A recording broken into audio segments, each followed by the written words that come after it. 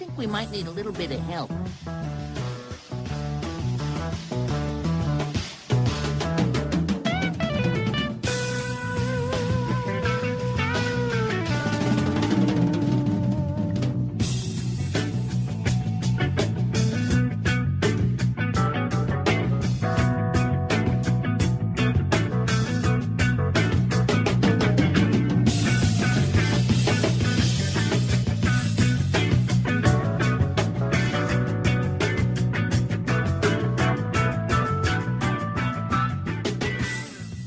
All right, welcome to Final Night, powered by EnterTalk Radio, the groove of the music industry.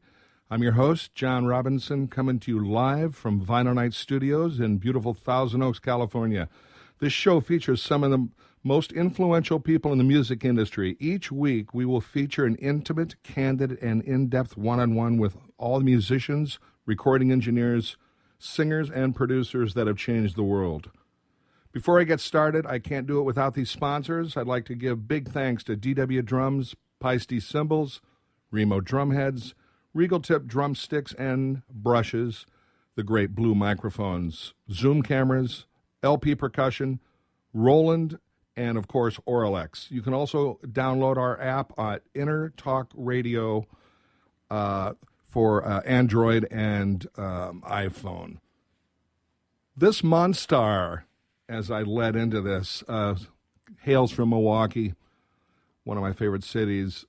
Lee and his family moved to Southern Cal 4 years later. California gave Leland his musical direction, moving from piano to bass. He connected in the late 60s with just the who's who of the circuit, singer-songwriter, artists such as James Taylor, Carole King, and Jackson Browne. Heavily influenced by melodic players such as Paul McCartney, Tim Bogert, James Jamerson Sr., Jack Bruce, Dee Murray, and Elton John opened Lee's mind up and led him to a steady session pace that included chart-topping pop, rock, and dance hits, also movie and TV dates, and groundbreaking fusion sides like Billy Cobham. The 80s found him with high-profile Phil Collins when he wasn't in the studio.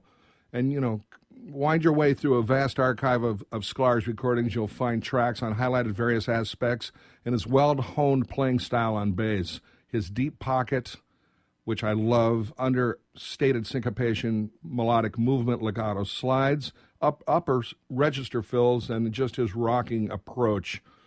Also, you know, writing song subhooks through his bass playing. Lee Sklar's body of work spans 6 decades and well over 2,700 albums. Wow. Hundreds of Grammy-winning songs, a signature Warwick bass, which I love, multiple magazine covers, from Wolfgang to James Taylor to Phil Collins to Toto to Judith Owen to Toto again. Ladies and gentlemen, Lee Sklar. How you doing, man? JR, I love you to death. Oh man, I'm so excited. I'm so proud of you doing this show, man. I think it's necessary, and you're the perfect guy to be doing this. So I'm real proud to be here. Well, you know, my clone isn't finished yet, like yours. So somebody's got to do it. Yeah, I'm sitting over here at Capitol today doing something. I have no idea what it is, but. You know, it's the typical thing. You get the phone call and you show up and you see all the cats, you know, your friends in the room, and you kind of go, well, whatever. And at the end of the day, I'm really not quite sure what we're doing, but we're having a good time. That the Waters are here singing, so that's good. Oh my God, send them my best, and you're I will. In the world's greatest studio. But you know, this show, as I said, I want all my friends to be a part of this show, and you know, I've known you well over 34 years, probably. Yeah, and we've done tons together. Oh my God! And I'd like to just tell the listeners a little bit more. I mean, you know, Lee, you are everywhere, dude, and I'm like gum on your shoe. I'm like gum on your shoe. You know. Yeah, but I could actually, pull it off and eat it, and it would still be good. So that's all good. But, don't tease me. I know. So I'm going to obviously get back to, young Leland. I don't even know if you may have had a beard at age 4. I don't know. But, no, actually, the beard was born, and then I grew into it. But the first thing that came out of my mom was my beard, though. Well, prep is a wonderful thing. So, I've heard that you were a classical snob, and you started out very young at playing piano. Is that correct? Yeah, we had a piano in the house, even though nobody was really an accomplished pianist. We did have a piano that my mom studied on when she was a kid. And one of the things that we watched as a family when I was a little kid was the Liberace show. And I was enamored with it, seeing this guy, just sitting at the piano and had his candelabra and his tuxedo, and his brother George would come out and play violin. And I started playing piano, and I was about 5 years old when I really started to get lessons and study. And it was really all classically based. And I ended up actually, when I was 8 years old, I ended up meeting and playing for Eugene Normandy, who was the conductor of the Philadelphia Orchestra, one of the greatest conductors. And I ended up winning awards from the Hollywood Bowl Association when I was like about 10 years old as the most accomplished young pianist in Los Angeles. Through a bunch of recitals. So, that was all fine and dandy, but when I went into junior high school, I kind of went in there with the attitude like, well, your piano player's arrived, and the music teacher, Ted Lynn, said, look, we got like 30 kids that play piano. I need a string bass player. And he pulled an old upright K blonde plywood bass out of the back room, and I put it up against me, plucked one note, felt that vibration run through my body, and I said, sold. Done. Wow. And he gave me some rudimentary lessons to get me started on it. And eventually I ended up studying with an instructor named Nat Gangursky, who was he was one of the busiest upright players in the L.A. studio scene, did all the orchestral work and stuff, and had a lot of really famous bass players came out of his living room where he taught. And so I had this real pivotal moment when I was 12, and all of a sudden I went from piano to bass, and haven't looked back since. Well, that's wonderful. Did you strictly stay in the symphonic and a concert band vibe at that point? Yeah, pretty much. I was still kind of a classical snob. I was not like one of these kids that loved Elvis and that whole movement. It really wasn't, for me, it wasn't really until the Beatles came along that my head kind of got turned around. When I started listening to electric, I was really far more into Motown. I was a big fan of Jamerson when I was young. I loved, like the Righteous Brothers and James Browne and all the stuff in kind of the white, blue-eyed soul.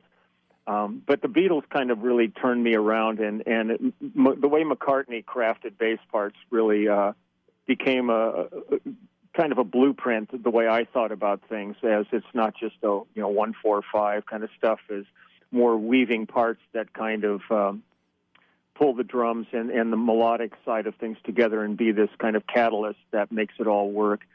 But it's been an interesting run through all of that stuff. But the hard part for me was when I started with upright. I only played upright for about 4.5, 5 years, and got incredibly frustrated by it because there was no good miking systems or anything. And I'd come home from gigs as my hands were just thrashed from trying to cut through. So my dad finally took me to Stein on Vine. It was before they were across the street from the Musicians Union. They actually were under the union in a little room. And my dad bought me a Melody bass and a St. George amplifier. And suddenly I was electric, and boom, a whole new world opened to me. And so I just focused at that point on electric. I was still playing upright, doing some jazz gigs and playing in the orchestra in school, but when I was doing most of the gigs I was doing, it was all on electric at that point. Wow, that's fantastic. So this was like right in the forefront of when the Beatles hit, right? Around 60. Well, yeah, the Beatles. 4? Yeah, kind of mid-'60s, because when I graduated high school, I actually was lucky enough that I graduated high school, and I think it was '66 when the Beatles played at the Hollywood Bowl I think Right. I'm not sure if it was the first or second time. I ended up being an usher at the bowl. I got paid Oh, my God. I got paid $5 to see the Beatles. See, you had already turned pro. Oh, absolutely. But there was the scene in L.A. at that time, kind of 65 through by the beginning of 69, it was starting to diminish. But up through 68, which was the summer of love, as it's always referred to, there were so many clubs in L.A. and so much music taking place that every chance I had, I was going out to clubs and seeing different artists playing. I just saw Jimi Hendrix a half a dozen times playing in the Experience in Hollywood. I saw The Who, CTA before they became Chicago. But it was I would see Sly and the Family Stone and Sons of Champlin and Canned Heat and all these groups. It was an amazing, vital time. I was really fortunate that I was around where I could, get into places and see and hear all this stuff, and started meeting people at that point. We will be right back with the great Lee Sklar.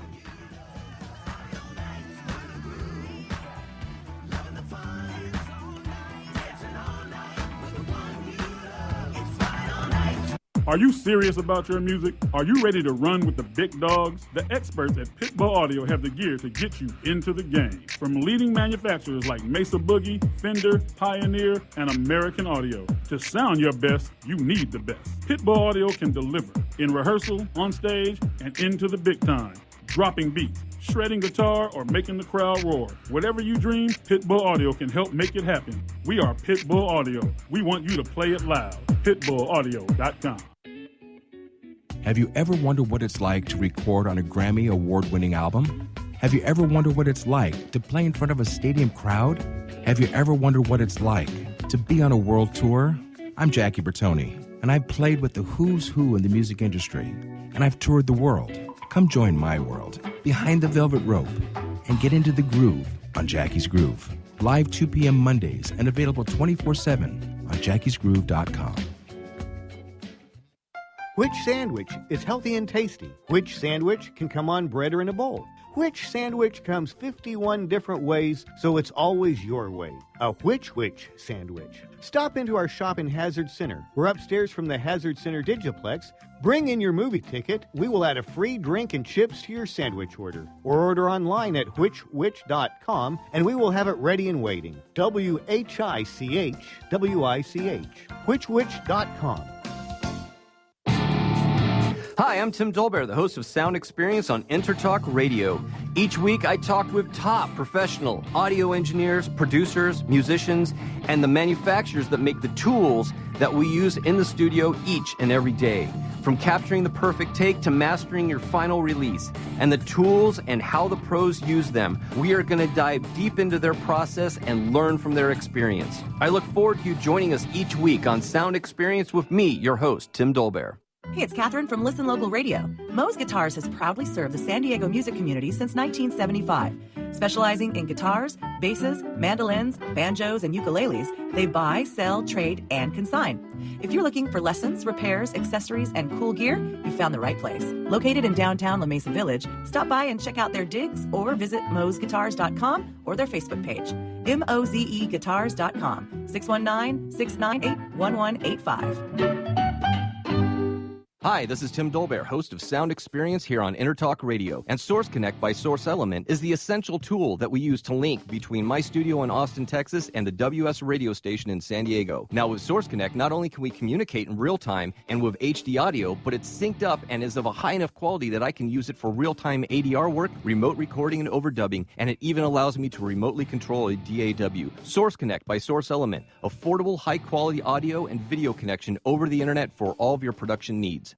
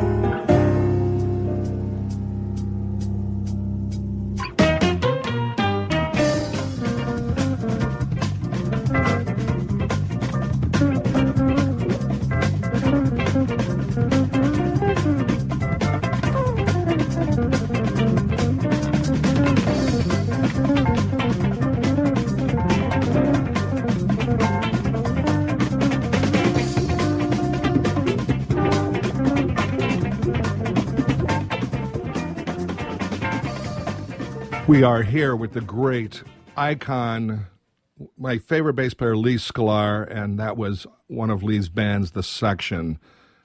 Coming out of Wolfgang, you want to tell everybody about Wolfgang and then how you kind of segued into The Section?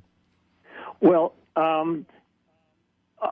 we had a group in 68 and 69 called Wolfgang, and we were called Wolfgang because our manager was Bill Graham, and Bill Graham's real name was Wolfgang. So what better way to suck up to your manager than to name your band after him? Yeah. And the interesting thing, it was a fabulous group. I've got demos that we cut that still stand up to this day that is really strong material. But our drummer was a drummer named Bugs Pemberton, and he was an English drummer, and he was in Jackie Lomax and the Undertakers, which were one of the rivals to the Beatles in the early days. And he had a friend named John Fishback who owned Crystal Recording Studios in Los Angeles, and John did all of the early Stevie Wonder records. Well, John used to come and hang out at our rehearsals, and one day John brought one of his friends along with him to our rehearsal, and this friend turned out to be James Taylor. And wow. And James hung out at a rehearsal, and, he had just gotten back from England where he recorded Fire and Rain, but it hadn't been released yet. So he hung out with us, and he played us some of his stuff, and we thought it was cool, and we actually did like a hard rock version of Country Road. We copped his tune, and we're doing it. But he got offered a gig at the Troubadour, and through Peter Asher, he mentioned my name, and they tracked me down through Wolfgang and asked if I could go play this gig with him. And I ended up going and learning the few songs we had for a set, and we played there, and everything went great, but we went back a second time when Fire and Rain had hit, and they had sold out the rafters. I mean, this place was just packed, and he was now the darling of everything. And they had his picture was on Time magazine and all this. So they said, "Look, we've been offered a month tour," and I had never really been on tour before. I'd done some little gigs here and there, but never a concerted tour. And so we went out on the road for this month. I was still in college at that point. I was in my 5th year of college studying art and science. And next thing I know, that tour, I'm still on it. That tour, basically, I ended up never going back to school. And I've been on the road since 69. I've been on the road every year since 69 on a tour of some kind. Some incredibly expensive. Others are, maybe a month out of the year. But it was a real pivotal time. It changed. And then James was not a big one for sound checks. And so we used to just go up and jam and we'd play. And at that point, Carole King had cut Tapestry, and she was our original piano player. But when she recorded Tapestry, we had to lose Carole because it's kind of hard to have a sideman in the group who's got the biggest album in the world. And I had been in the studio doing an album with Tom Jans and Mimi Farina, and Mimi was Joan Baez's sister. And there was this piano player on those sessions named Craig Durgee, and I went back to Peter Asher and James, and I said, "Look, if Carol's leaving, I just worked with a guy I think would be perfect." And he came down and played, and it was a perfect fit. So Craig joined. So a lot of times on the road, we would just jam. After James would split from sound check, he just would do kind of a line check and then go off and do whatever he did. And we would just sit and jam. And Peter Asher had a partner named Nat Weiss, who was one of Brian Epstein's partners, and he was pivotal in bringing the Beatles to America. And one night on the road, he called us to his hotel room, and he said, "I want to play you guys something. Tell me what you think." And he played us this thing, and we said, "Man, that's great. Who is that?" He went, "That was you guys today at Soundcheck." And he said, "You guys should really think about doing something." And then James actually came up with the name The Section. He said, "Well, you guys are the rhythm section, so why don't you just call yourselves The Section?" And, it's kind of like names are really, neither here nor there. I remember doing a session with Don Henley years ago, and Don came up to me during one of the breaks, and he says, "Do you think Eagles is a stupid name for a band?" I looked at him, and I said, "I thought the Beatles was a stupid name for a band." So you Wow. never know. So we became the section out of that, and so it's all been these like really funny little journeys that all have this weird filaments connecting them, but they all come from really strange places. We ended up the section ended up because of Nat Weiss was also handling Mahavishnu Orchestra. He ended up putting us on the road opening for Mahavishnu for about 6 weeks. And during the course of that, Billy and I became friends, and that's when Billy ended up getting his record deal to go in. He called me up and asked me if I would come to New York and record Spectrum with him. And we did that whole album in 2 days. It's basically 1 or 2 takes of each song. So I have to tell you, Lee, that's one of my favorite 10, if not higher than that, albums of all time. Mine too. It really stands the test of time, and it's so. I think the reason that album worked so well because it was during the period of Mahavishnu and Headhunters and Return to Forever and all these really amazing fusion groups. I think the reason that record has held up so well is the fact that Billy and Jan were really coming from this jazz fusion school, and Tommy Bolin and I've known Tommy since Zephyr, because Zephyr and Wolfgang were managed by the same criminal. And so we got to know each other through all of our trials and tribulations of getting ripped off and screwed over by this guy. So when I walked into Electric Ladyland in New York, I had no idea Tommy was going to be the guitar player on it. And I was thrilled to walk in and see him. But I think it was the fact that Tommy and I were coming from rock roots that made that a really interesting amalgamation. I wasn't soloing, I was just holding down bottom end. He didn't need another guy that could blow solos.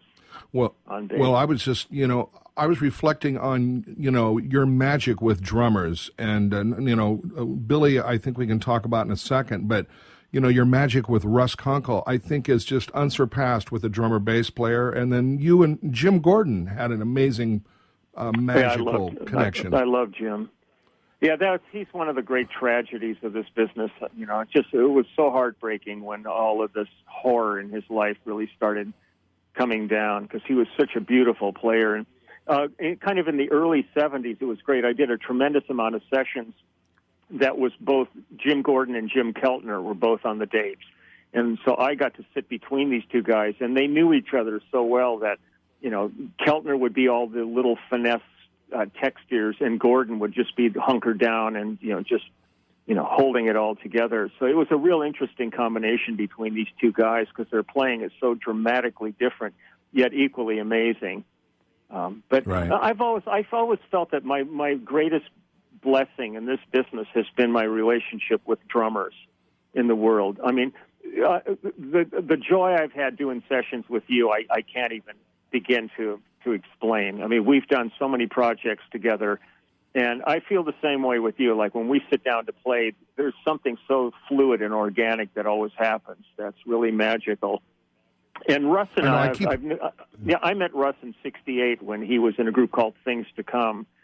And when we both started working with James, there was this weird kind of unspoken chemistry. We never really made an effort to do anything. It just, we both had either the same kind of DNA or the same kind of, passing, body rhythms through each other. But we could be just listening to a click track and not even hear each other, and we'd come back in and listen to a take, and we would catch every fill together. We just kind of knew we had the same kind of feeling, and we would respond. And I'm still working with Russ all the time. I mean, we're getting ready to go back on the road in October with Judith Owen, and we have a month in Europe together. And the feeling's still there. I mean, it's still this incredible spontaneity that we have that's just a given.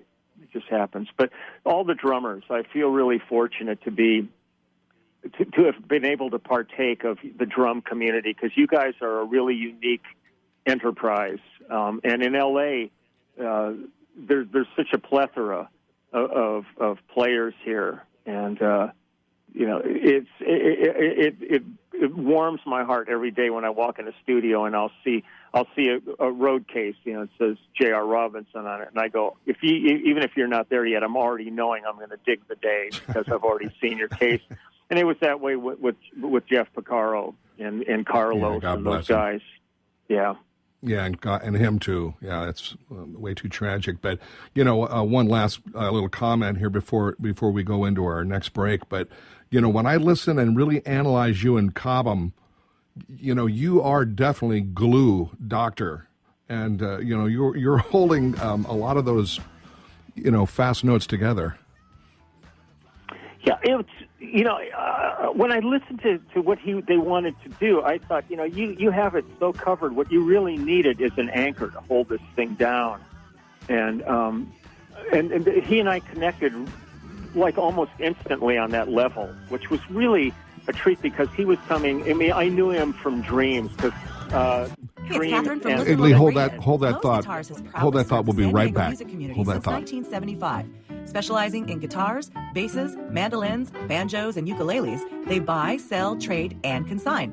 If you're looking for lessons, repairs, accessories, and cool gear, you found the right place. Located in downtown La Mesa Village, stop by and check out their digs or visit mozeguitars.com or their Facebook page. mozeguitars.com, 619-698-1185. Are you serious about your music? Are you ready to run with the big dogs? The experts at Pitbull Audio have the gear to get you into the game. From leading manufacturers like Mesa Boogie, Fender, Pioneer, and American Audio. To sound your best, you need the best. Pitbull Audio can deliver in rehearsal, on stage, and into the big time. Dropping beats, shredding guitar, or making the crowd roar. Whatever you dream, Pitbull Audio can help make it happen. We are Pitbull Audio. We want you to play it loud. PitbullAudio.com. Hi, this is Tim Dolbear, host of Sound Experience here on Intertalk Radio. And Source Connect by Source Element is the essential tool that we use to link between my studio in Austin, Texas, and the WS radio station in San Diego. Now, with Source Connect, not only can we communicate in real time and with HD audio, but it's synced up and is of a high enough quality that I can use it for real-time ADR work, remote recording, and overdubbing, and it even allows me to remotely control a DAW. Source Connect by Source Element, affordable, high-quality audio and video connection over the internet for all of your production needs. Have you ever wondered what it's like to record on a Grammy award-winning album? Have you ever wondered what it's like to play in front of a stadium crowd? Have you ever wondered what it's like to be on a world tour? I'm Jackie Bertoni, and I've played with the who's who in the music industry, and I've toured the world. Come join my world, behind the velvet rope, and get into the groove on Jackie's Groove. Live 2 p.m. Mondays and available 24/7 on jackiesgroove.com. Has your business been appified? Are you tired of doing marketing that doesn't deliver results? Mobile apps build loyalty and quality retention. Your app from UPG Mobile puts your business on their mind and at their fingertips. UPG Mobile will give you a custom app highlighting how you are unique, targeting your message, and improving your open rates. Appify your business and amplify your presence with your customers at upgmobilemarketinggroup.com. Hi, I'm Tim Dolbear, the host of Sound Experience on Intertalk Radio. Each week, I talk with top professional audio engineers, producers, musicians, and the manufacturers that make the tools that we use in the studio each and every day. From capturing the perfect take to mastering your final release, and the tools and how the pros use them, we are going to dive deep into their process and learn from their experience. I look forward to you joining us each week on Sound Experience with me, your host, Tim Dolbear.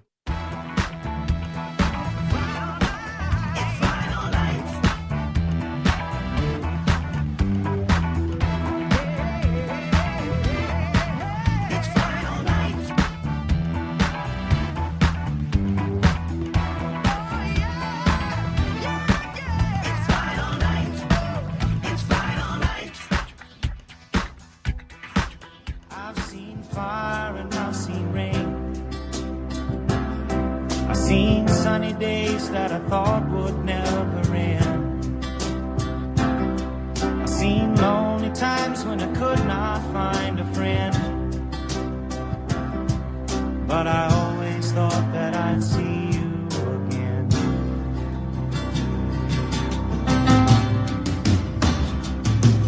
Won't you look down upon me, Jesus? You gotta help me make a stand. We're talking to legend musician Lee Sklar. When we left off last, we were talking about you holding the glue with Billy. Yeah, actually, the real glue on Spectrum was the down the street was a Orange Julius, and we are all strung out on Strawberry Julius, and that was the glue that held us together. Okay. Yeah, but Billy, he was such a, he still is. But I mean, he's such a virtuoso musician, and Jan is like this unbelievable keyboard player, and Tommy was like such just a stellar guitar player. That really, to me, what was really needed was just somebody to hold down the bottom end, in the same way Rick Laird held down the bottom end in Mahavishnu. I mean, every cat in that band was this virtuoso soloist, but it really needed somebody that would just sit there and hunker down and keep the stuff going. And I felt really happy being in that situation with Billy. And it's amazing, though. I still, when I listen to that, it holds up today, and it's like, 1973, I think we recorded that. So it's pretty amazing. Yeah, that record changed my life, and I still listen to it about, twice a week. But did you use now, I know about your basses. Was that the 62 Fender Jazz? It's a 62 Jazz bass that I carved up on a night that I was bored in 1966 in college. And I cut the horn off at the top of it and shaped it almost like a Les Paul, which was the biggest mistake I could have ever made because it threw the weight relationship on the bass completely off. So I had a 2-pound block of lead in the end of my strap so that the bass wasn't totally neck heavy. And it's got peace signs and, love and peace and stuff. And I had a picture of Frank Zappa decoupaged on the back of it. Right. I Wow. still have the bass. And it's sitting at home in a closet, and I take it out every once in a while. But that was the bass for that. And I had a little tiny Univox bass amp that they set up right in front of Billy's kit. And I never heard a note I played during any of it. You could not hear anything around Billy. His kit was. Well, he played. He played soft. He was kind of like a ballad drummer, So. Well, the thing is, he actually, for what you're hearing, he wasn't playing that hard, but it was a pretty encompassing sound, and with a tiny bass amp in front of it, it was an uphill battle to do it. But I think one of the funniest things, as I recall, was he had been lusting for years after this Chinese crash cymbal that was hanging in Sam Ash music that belonged to Gene Krupa. And he talked him into letting him use it for the album, and he brought it in and he had it set up, and Ken Scott was engineering the session. And the first time Billy went to ride that cymbal, I saw Ken levitate. It was the loudest cymbal you ever heard in your life. And they finally took it and they moved it way behind Billy, and there was no mic near it. It was just, whenever you hear that on the record, it's only leakage because the thing, every meter pinned. It was like unbelievable. But it sure was a great sounding cymbal, but definitely loud. But it all went by so fast. We were only in the studio 2 days. They did 3 days. We did all the tracks but 2 tracks on Monday and Tuesday, and then on the Wednesday he did a big band thing, and I had to get back to New York, so Ron Carter came in, and he actually recorded the song Spectrum, and there was one other song, I forget the name of it, but they did those 2, and that was with a horn section and everything. But everything else we got out of there in 2 days. It was pretty raw energy. Were there outtakes, to your knowledge? Yeah, there's one great outtake that showed up on some kind of a compilation. And I don't even know what they're calling it, but it was when Ken Scott was getting sounds, and they had us just do this jam. And it's ferocious. And it was like 8 o'clock in the morning. It's like just balls to the wall, ferocious jam. But I forget what they've ended up calling it. But somebody sent me a link to it a number of years ago, and when I heard it, it it tickled me because I knew the album so well, but I never knew there was any kind of outtakes floating around or anything like that. So that's the only one I'm aware of. Wow. I would love to hear that, man. I'll send it to you. When I get home, I'll shoot it over to you. I mean, don't you have to go back to and work again, like after this? No, we finished up. They've got the Waters are in right now doing vocals on this thing, but it was well, fun. I was getting, huh? No, go ahead. No, it was just kind of fun because John Gu and George Deering and Jim Cox and a bunch of the cats were here today. So Ralph Humphreys is playing drums. I haven't played with Ralph in probably about 8 years, and he hasn't changed one bit, man. Oh man, ridiculous! And the thing that's funny is my sister-in-law used to babysit his kids when they were little kids. So it's like, wow. It's so funny. We live in L.A. and all this stuff, but ultimately, it feels like we live in Mayberry. We're all the play community is so connected in so many different ways. It really blows my mind sometimes. Well, we are part, and thank God, of the usual suspects in L.A., and we're used to, we come in, I get to see you or, whomever's on, playing bass. Were there any instances, and I'm sure there are because I can relate, of like unusual drummers that maybe left a bad taste in your mouth that day? It's happened on occasion, but more than not, I've ended up with somebody who I wasn't familiar with leaving a great taste. It's pretty rare, at this level. Once in a while you do, and sometimes you end up on a project. I've had more problems with guitar players than I have with drummers, where the artist will go, look, I've got this friend, my brother-in-law plays, and I'd like him to be on the record. And then you're sitting there, and the guy's a nice guy, and they're an adequate player, but it kind of makes you crazy when you know how great it could be. I mean, if I'm sitting there with a drummer whose time is slightly questionable and taste is questionable, and I'm sitting there thinking, why in the hell don't you call John, or why don't you? There's a half a dozen guys that I would say, we could have called these guys and we would have been in and out of here by now. Instead, we're kind of just dragging this carcass along with us. But I've had more problems with that with guitar players. But every once in a while, I remember doing a project that it was a commercial, and it was going to be Mitch Ryder doing we were doing a cover of Devil with a Blue Dress, which was his big hit, for some product. Right. And it was Mike Finnegan and Michael Thompson and myself. And we all were backed up to sessions right after this. And we were going, so we got to get in and out. And they said, well, Mitch insisted on using his drummer. And we went, oh, okay. And that was Johnny Badanjik. Well, Johnny shows up, and he looks like, an older biker guy. He's got his biker boots on, kind of skinny, stuff. And he comes in, and they go, okay, well, here's the click. And he goes, I don't play to no click. And they're going, well, here's the music. And he goes, I don't read music. And the guy starts playing, and 5 minutes into the session, I asked him if I could have his baby.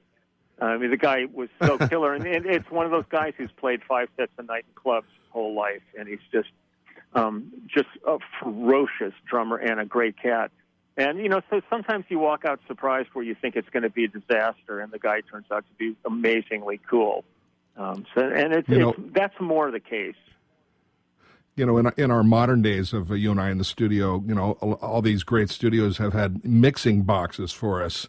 So I've had the good fortune of I can bring down that guitar player if he's in my range and have. I'm guilty, charged. There's times where you can't, you have to get rid of it because there's no way you're ever going to, play the pocket that you want to play with this guy that's fighting it. But for me, like if I'm in the studio and I can hear you and me, we can do whatever has to be done. And then later on, they can play with the guitar player, or replace him, or do whatever they're going to do, or take the time where that guy might be sitting there for a couple of days before they finally get the performance they need, where you and I can knock it out in the first or second take. So I enjoy the same thing. There's a lot of faders that are down on my boxes when we're in the studio. I don't need to hear some of that stuff. You know, I just try to be confident that at the end of the day it'll all work out. Right, especially like lead vocal faders. Yeah. Oh my God! I mean, you know, you and I have. That's why, you know, I love playing with you and talking to you, because I mean, you definitely have several books in that brain of yours, and you know, when we come back, I want to tell everybody about, you know, what makes Lee Sklar balanced, and I think a part of your contribution to not just music, but, you know, just the world and everything is about your balance, you know, and you are balanced, dude. And, you know, I'm just proud to be your friend and compadre, man. Well, we're in this game forever, my friend. It's you and me. All right, buddy. Listen, we'll be right back with the great Lee Sklar.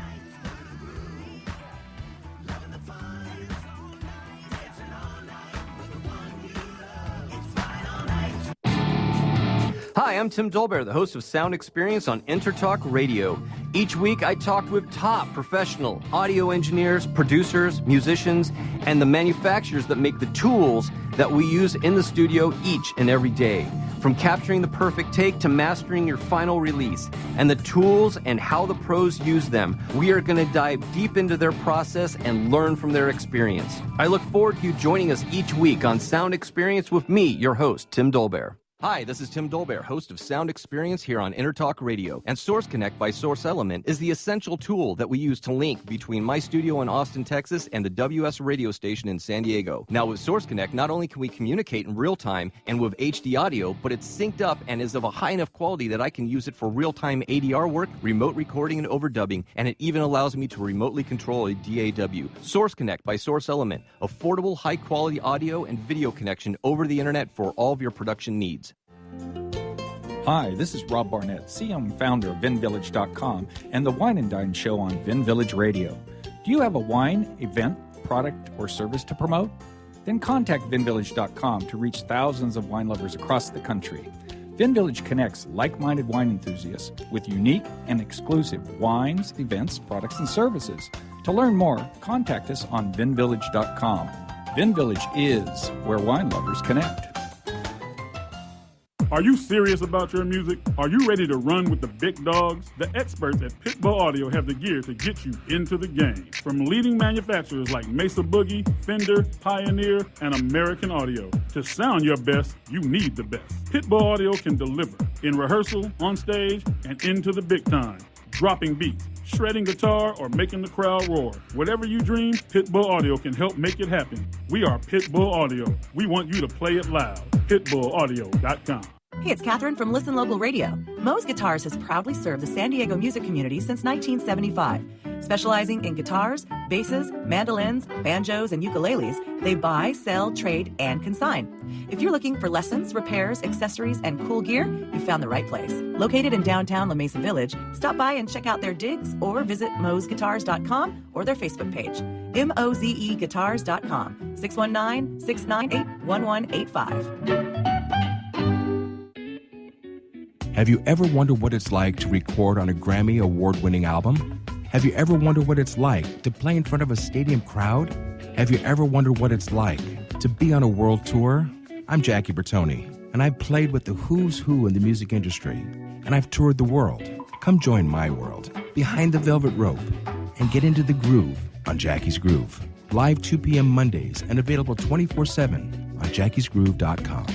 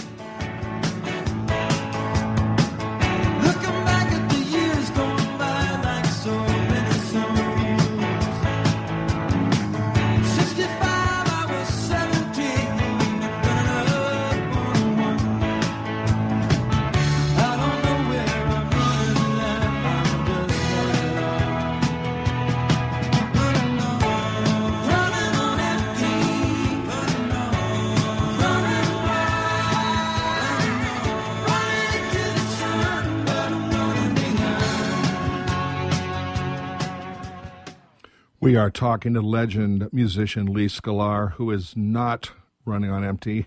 You are running on, I don't know how many cylinders that you could possibly have, but they're all pumping hard. And I was going to tell everybody that, you know, I've known you for a long time, and you have such a great, balanced, fun life. And, you know, well, I mean, you know, I could talk about this crazy, 23 Ford or... Well, that's you choose to make it crazy, though. Well, yeah, it's my option. I think that the craziness keeps the juices flowing.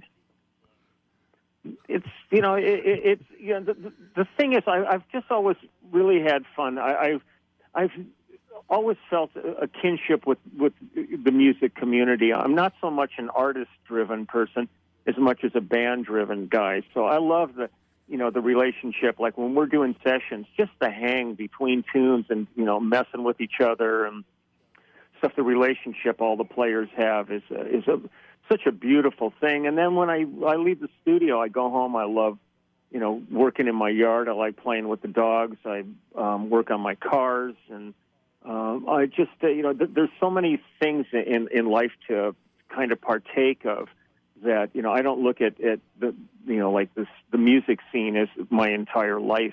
I have a lot of things that I like to do. And I also really try to, as much as I can, balance myself between studio and touring.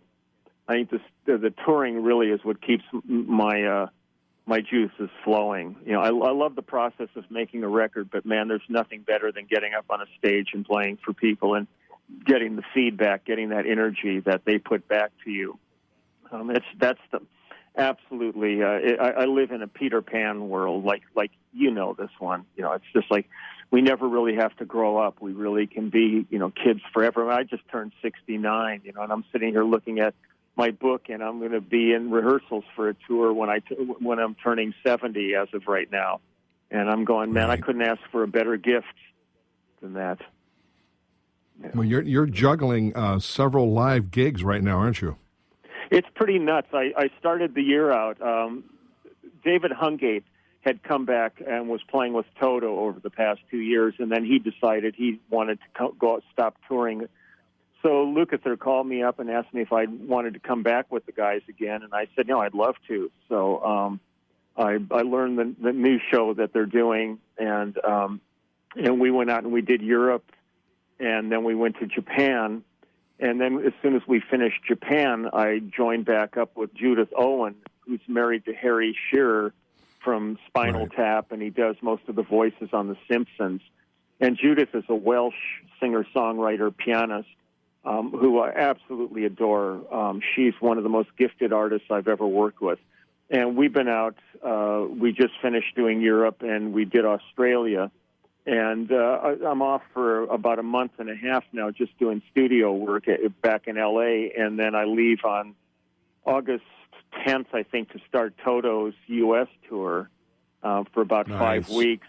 And as soon as that's over, I'm back with Judith again until Thanksgiving in Europe. And then there's some other things going on, some potential things that are firming up for December and for next year. But right now I've got, if everything comes through that's in the book right now next year, I've already got 6 months of next year booked, and some stuff actually for 2018. So, you know, I'm as the old joke goes, man, I'm living the dream, because as you know, this business has gone through ups and downs. You know, when the drum machines hit, when synths hit, and everybody was kind of waiting out trends. Some of the trends were really cutting into what we did. I was lucky that I was touring as much as I did, because if I had just been doing studio work, things would have been really scary. But I would take advantage of when things were slow in the studio and latch onto a tour and hit the road. So it's been an amazing run. But I really try to keep as many like a juggler who's, you know, sitting there. I'm not juggling one ball. I'm juggling about 6 and trying to keep everything up in the air at all times. And it's a real challenge, and it's a lot of work, but I love it. You know, there's, like I said in the beginning of this, there's nothing like sitting down in front or standing in front of an audience and connecting with them. That's the elixir, and the juices are become hyper at that point. And we just need to hit the road. We need to do something live together. We've only done studio work. Well, remember we played over in Frankfurt with at the Tommy Music Messe. At Music Messe, we kind of just put a thing together, and it was smoking, and I had so much fun doing it. Me too. And but I'm I'll give you my date book, Lee, and we can talk on that one. Okay, you got it. Hey, I'd be a happy camper. Well, I'd say consider it done. Like I said, you have your own desert island songs. Like Sarah from Hall & Oates, and just all these great tunes that I don't need to listen to any of this other shit, man. I can listen to all your stuff on this desert island, which makes me quite happy. But it's been an amazing run. I have a question. Yeah. When can I buy this coffee table book? Oh, it's getting close. I'm nearing 10,000 pictures now, and I think I'm going to use that as my cutoff. And I've talked to a couple of people, and they're talking to. They said they've actually mentioned this to a couple of publishers who have expressed some serious interest in doing something. So I think what I really need to do is just finish this commitment to my touring schedule, and when that's done, then I'm going to seriously sit down and get this thing in order, because I think it's important. I think it's so infantile that I have to do it. And for those out there who don't know, it's a kind of a convoluted story how this began. But when I was out with Phil Collins in 2004, there was talk that Phil was maybe going to retire at that point. And I thought, we had like 100 crew guys out there, and I thought, I'm never going to see a lot of these people again if this happens. So I wanted to put together a little photo album of everybody that was on the tour for myself. And the first guy I went up to was Steve Winstead, Chinner, who was my bass tech. Now, up to this point, I'd never had a bass tech before, but they hired me one, and I really had nothing for him to do because I kind of take care of my own gear, so I would just say, I'll just have the amps on stage, I guess, but I tune and do all my own setup and all that. So he was the first guy I walked up to take this picture, and he was working on his laptop, and I said, hey, Jenner, give me a smile. And he flipped me off, gave me the finger, a loving one. And I looked at the picture, and I went, oh, this is kind of cool. So I went and got Phil and his manager, Tony. I got everybody in the band, everybody in the crew, the truck drivers, caterers. And I put it away and didn't even think about it. I just had it labeled as end of tour photos or something. And then when I went out with Toto a few years later, I kind of thought, maybe I'll do that again. And it got up to about 300 pictures. And all of a sudden, it really took on a different vibe for me. So I started getting shots. I got shots. I mean, I had the gas company. Huh? You guys look for this. As we're running out of time, it's Lee Coffee Table Book. I want to thank Vinyl Night, Intertalk Radio, the Groove of the Music Industry. I'd like to thank my producer, Paul. Lee Sklar, thank you so much. If you need to get hold of me, it's jr@vinylnight.com. Lee, I'll see you soon, buddy. Love you. Man, I love you, JR. I'm proud to be here with you. Are you serious about your music? Are you ready to run with the big dogs? The experts at Pitbull Audio have the gear to get you into the game. From leading manufacturers like Mesa Boogie, Fender, Pioneer, and American Audio. To sound your best, you need the best. Pitbull Audio can deliver in rehearsal, on stage, and into the big time. Dropping beats, shredding guitar, or making the crowd roar. Whatever you dream, Pitbull Audio can help make it happen. We are Pitbull Audio. We want you to play it loud. PitbullAudio.com. Have you ever wondered what it's like to record on a Grammy award-winning album? Have you ever wondered what it's like to play in front of a stadium crowd? Have you ever wondered what it's like to be on a world tour? I'm Jackie Bertoni, and I've played with the who's who in the music industry, and I've toured the world. Come join my world, behind the velvet rope, and get into the groove on Jackie's Groove. Live 2 p.m. Mondays and available 24/7 on jackiesgroove.com. Hey, it's Catherine from Listen Local Radio. Moe's Guitars has proudly served the San Diego music community since 1975. Specializing in guitars, basses, mandolins, banjos, and ukuleles, they buy, sell, trade, and consign. If you're looking for lessons, repairs, accessories, and cool gear, you found the right place. Located in downtown La Mesa Village, stop by and check out their digs or visit moesguitars.com or their Facebook page. mozeguitars.com, 619-698-1185. Hi, this is Tim Dolbear, host of Sound Experience here on Intertalk Radio. And Source Connect by Source Element is the essential tool that we use to link between my studio in Austin, Texas, and the WS radio station in San Diego. Now, with Source Connect, not only can we communicate in real time and with HD audio, but it's synced up and is of a high enough quality that I can use it for real-time ADR work, remote recording, and overdubbing, and it even allows me to remotely control a DAW. Source Connect by Source Element, affordable, high-quality audio and video connection over the internet for all of your production needs. Hi, I'm Tim Dolbear, the host of Sound Experience on Intertalk Radio.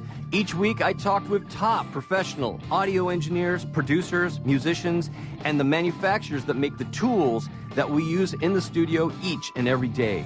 From capturing the perfect take to mastering your final release, and the tools and how the pros use them, we are going to dive deep into their process and learn from their experience. I look forward to you joining us each week on Sound Experience with me, your host, Tim Dolbear. Which sandwich is healthy and tasty? Which sandwich can come on bread or in a bowl? Which sandwich comes 51 different ways, so it's always your way? A which sandwich. Stop into our shop in Hazard Center. We're upstairs from the Hazard Center Digiplex. Bring in your movie ticket. We will add a free drink and chips to your sandwich order. Or order online at whichwich.com, and we will have it ready and waiting. WHICHWICH. Whichwich.com.